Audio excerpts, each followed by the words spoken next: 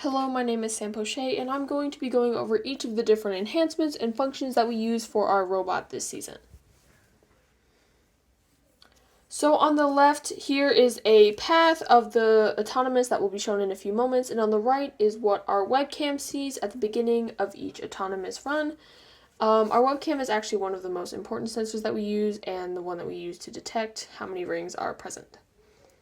So this is where our camera is mounted on our robot. As you can see, it's in the back, so we actually do start our autonomous backwards, which is kind of unique. But yeah, there it is. Alright, so this is our autonomous run when 0 rings are present. So as you can see, it drops off the first wobble goal and moves to shoot rings. Our shooter moves up there so that it doesn't have to move as far when we use our point to goal function, which will be covered later. And then our robot will shoot 3 rings into the top section of the goal, and then move to collect the second wobble goal.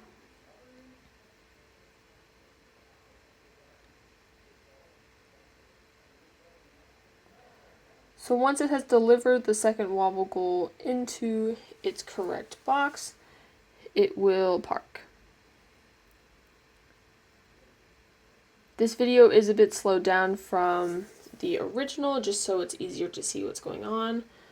But we are able to complete all of our autonomous runs in under 30 seconds.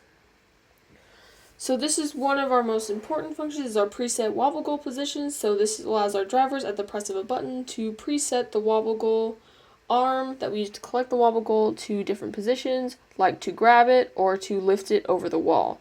This makes scoring during endgame very easy for our drivers, and they don't have to worry about manually moving the wobble goal.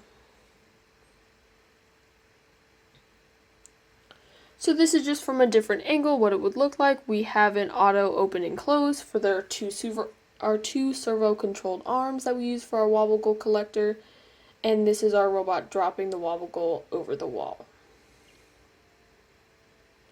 So one of our most important components of our point to goal function is our aiming.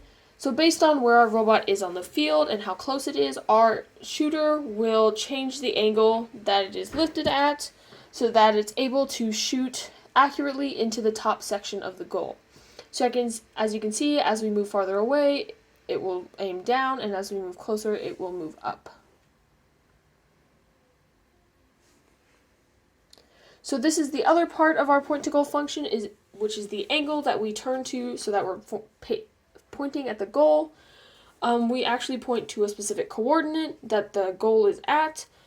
And the part highlighted in orange is the angle that we had to turn to. Our robot started pretty much already aimed when we did this.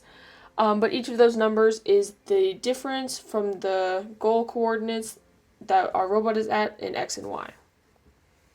So this is point to goal in action. As you can see, the robot didn't point at the goal to start, but with a press of a button, it aims itself and its shooter, and is able to get rings into the top section of the goal.